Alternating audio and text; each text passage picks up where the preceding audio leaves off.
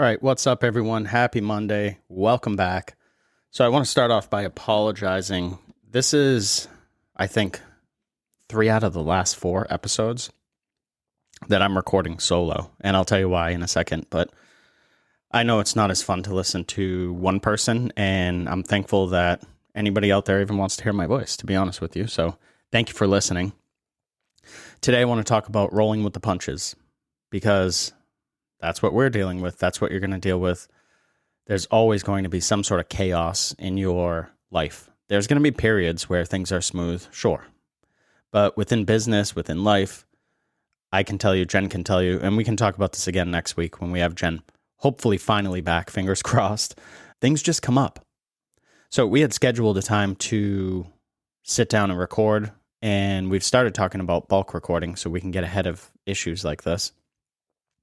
Anyway, our daughter was sick, very sick. Couldn't get in with her doctor, so I had to spend the day. We brought her to urgent care, pharmacies, then I had to go to grocery stores to get things she needed. Obviously, I'm going to put her first in that circumstance. I'm not sitting down to record a podcast. So it's just something that comes up. We had another scheduled time to sit down and work on our podcast. We had a family member pass away.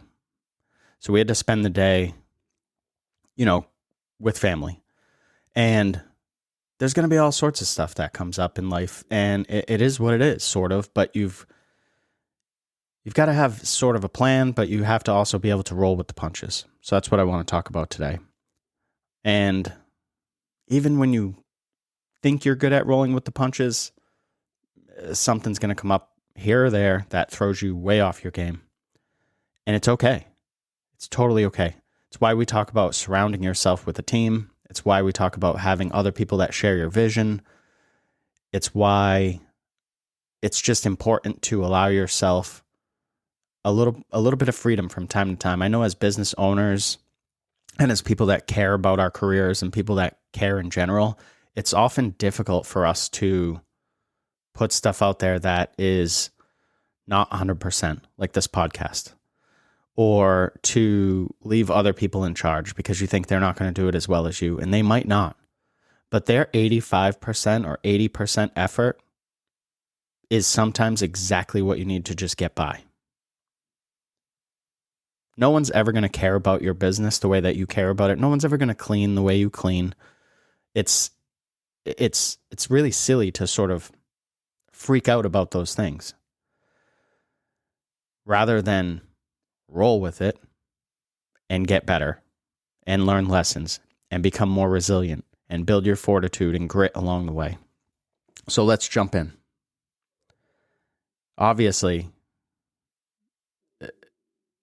any plan that you have, was it Mike Tyson? Yeah, Mike Tyson said everyone's got a plan until they get punched in the face. Any plan that you have is able to fall apart at any minute. And that's okay. Again, you want to build adaptability. You want to build resilience. You want to build those things. That's what's going to forge your path towards long-term success more than being perfect, if that makes sense. So how do we adapt? How do we roll with the punches? And I'll keep this brief again. I know I say that, I think I said that last episode and then I spoke for like 33 minutes, 35 minutes or whatever. So we'll keep this one pretty brief today. The first thing you want to do is stay calm.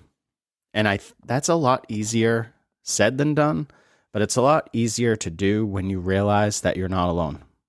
This stuff happens to everybody. It's not just you. It's not because it's you or all the things that we like to say in our head. Of course this would happen to me. Of course this would happen on a Monday. Of course I get a flat tire today. When you're looking for negative, you're going to find negative. So stay calm and figure out what problems that you can solve in real time. Figure out what the actual problem is. Something didn't go right. What's the actual problem? Was it a breakdown in communication?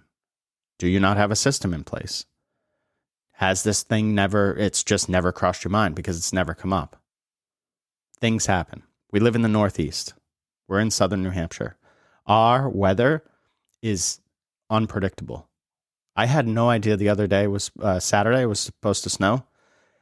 I woke up to white outside. Very cool. I like the snow.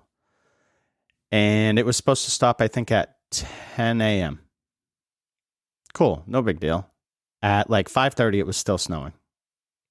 It's unpredictable. It's okay. I had to be an hour or 45 minutes away from, I was at the shop in the morning, cutting some hair, and then I had to be at my daughter's basketball game, which was 45 minutes west. No big deal. I left early. I drove slow. I got there. I met with them. Again, the world's going to throw stuff at you. Try to look at your problems or challenges as opportunities. Again, easier said than done. But if you can look at, like, what's the lesson here? What can I learn? What can I make better? How does this make me stronger? Then every time you're faced with something, instead of it knocking you down for a week, you're going to be able to overcome. You're going to be able to say, you know what, there's a lesson here. And even if you don't come up with what the lesson is in the moment, that's fine too. But make sure you ask or think the question, what's the lesson here?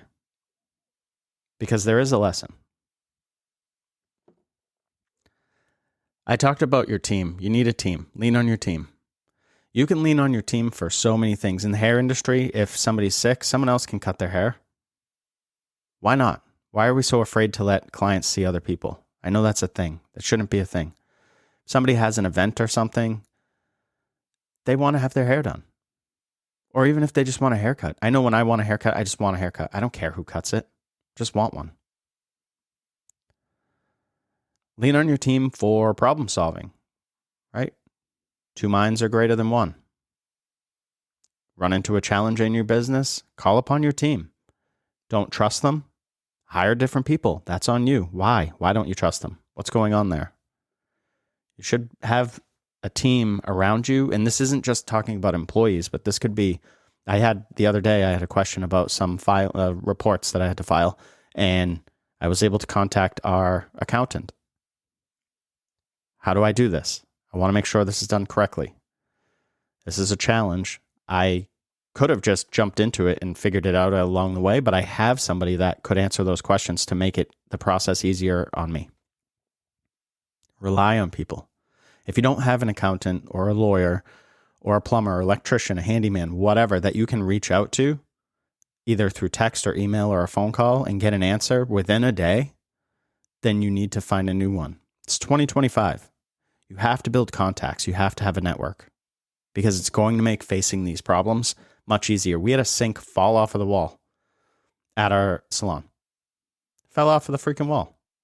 The bracket that the manufacturer used was like a compressed wood. I have no idea why they would choose that material. It's a sink. That's obviously going to get wet and deteriorate. Well, it did. It got wet and it swelled and the sink fell off of the wall. We were able to reach out to a network to find somebody that was available to come help us with that. Could I have done it? Yeah, sure. But I wanted to make sure that it was done correctly this time because I had someone do it last time and it wasn't done correctly. I'm not a plumber, so I would rather somebody just check everything while they're there. So lean on your team. What about mentorship? You have to have somebody in your life that you can reach out to as a mentor, or for mentorship, I should say. You need help.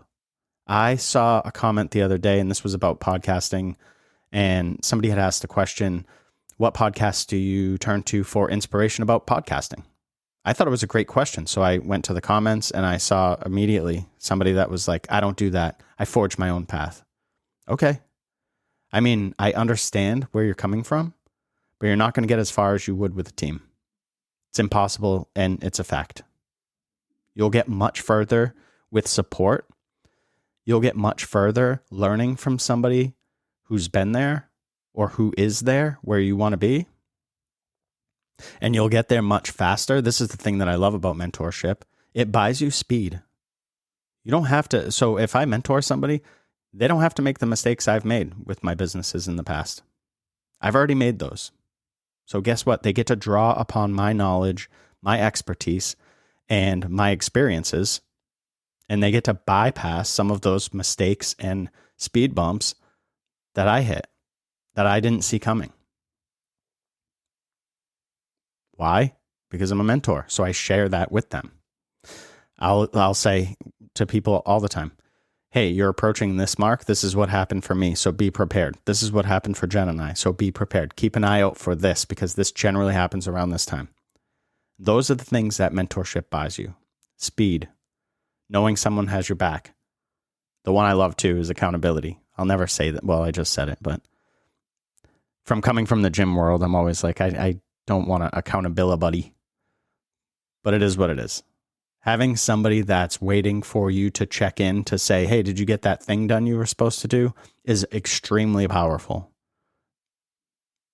Because you could be the most motivated person in the world. You're going to fall off. You're going to forget something. You're going to get sick. The world's going to throw a curveball at you. Something's going to happen. Knowing somebody's waiting, knowing somebody's going to make a call, knowing somebody is going to email you or text you or however you communicate is powerful. Have some sort of a plan B, or be good at improvising. Know how to innovate. Shake and move. Jen and I are really good at this, but there's two of us. If you're by yourself, it's more difficult. That's why I emphasize the team so much. You want to make sure that you're constantly making progress. It's another thing that the last thing you want to do is have something come up and you're thinking, I just keep getting beat down, beat down, beat down, beat down.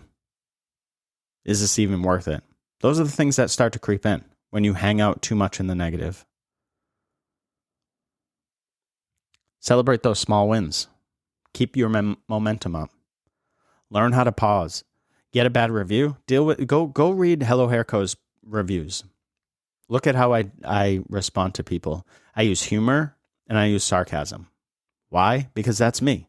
Why would I change it for a negative? But what I do is I force myself to take at least 24 hours after a bad review and really kind of come up with something that I think is kind of comical and shows my sense of humor or just my personality. And then I craft the response and then I put it up there. And I do not care. I don't do the whole standard, you have to apologize and you have to do all this stuff. No, sometimes people are just batshit crazy. That's okay. I'm not judging the people. You don't have to do things the same way, but what you do have to do is find your way. And you can do that by taking a brief pause or an extended pause, whatever is appropriate for the circumstance, whatever is going to allow you enough time to really sort of get away from the overreacting or that instant snapping back. It would be much easier for me to go on there and be like, fuck you. But that's not that's not who I am. So why would I do that? I want to do that. I want to say that to people, but I'm not going to. It's really not me. If you think about it, if you know me, you know that that's not my first instinct. Or actually, it might be my first instinct, but it's not me and it's not who I want to be. So I'll pause, take some time, reflect. I always gather the information. What happened with this client? Why are they so angry? 99% of the time, it's just somebody that just didn't get their way. They wanted something you either couldn't deliver or couldn't meet their expectation, or they wanted, we've had money issues where people just want money back for some reason. And I'll say, no, that's not our policy. I don't just give money, but I'm not in business to give money back. You got the service, but I'm not going to argue with somebody online like that. So I have to pause 24 hours, get some information, and then respond. That pause is powerful stuff.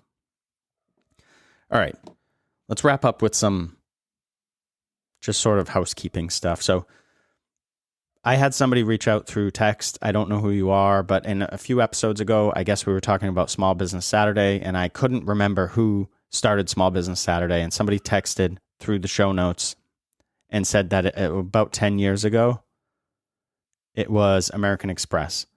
And that prompted me. I remembered reading the story, and I think I looked back at it right when I read that. So whoever you are out there, because it doesn't give us your information, it just tells us about where you are and the last 4 digits of your phone number. Your phone number is not in my phone because I checked. So I don't think I know you personally, but shout out to whoever you are for helping me remember that. Thank you very much. Also, if you want to contact us, do so. If you go through send us a text message, again, we just get a general location. It doesn't give us any information to contact you back, so I won't be able to reach out. You can go through our website, hellohairco.com. There's a pro section. You can email there. You can find us on Instagram, hellohairpro. Follow us there. You can email me directly, todd@hellohairco.com. You can go through the show notes, through the links. I will get back to you. I had a few people actually recently, reach out and say they wanted to chat. I sent emails out. If you didn't see them, check your junk, check your spam. I don't know what happens sometimes with emails, but they get lost in the nothingness. And then the last thing I'm going to close with is our newsletter. So I revamped it at the end of last year, and I gave it a little more structure. So it's called 321 Pro Push, where I am sharing insights and stories and challenges and things. So it's structured as a 321 template, basically. I've actually spoken with a couple people about their newsletters, which is always a topic that I love. So reach out with questions about that as well. But what I do is I share 3 business insights, and they generally are some sort of theme or something that I'm thinking about from the week. And then I always add a try this. And it's just something that if you face that issue, it's something to try or something to think about that's a little bit different. Or something that I've done in the past. Or something that Jen and I have done together, or whatever. I share 2 stories or quotes, or one of each, or whatever. And those are generally related as well to whatever the theme is of the week. And then I close with a challenge or a question. It's just something to think about. Sometimes it involves a little bit of writing. Sometimes it involves reflection. Sometimes it involves you dealing with other people. But it's normally something to do, again, with the theme of the week. And I've been getting pretty good feedback. So thank you. So jump on there. Those come out every Thursday. Unless the world throws me a curveball or something and they don't come out. All right, I think that's it. So let's close out, as I promised, brief episode. I will do my best to have Jen back next week on here. Thank you guys for listening, and we'll chat soon. All right, bye, everyone.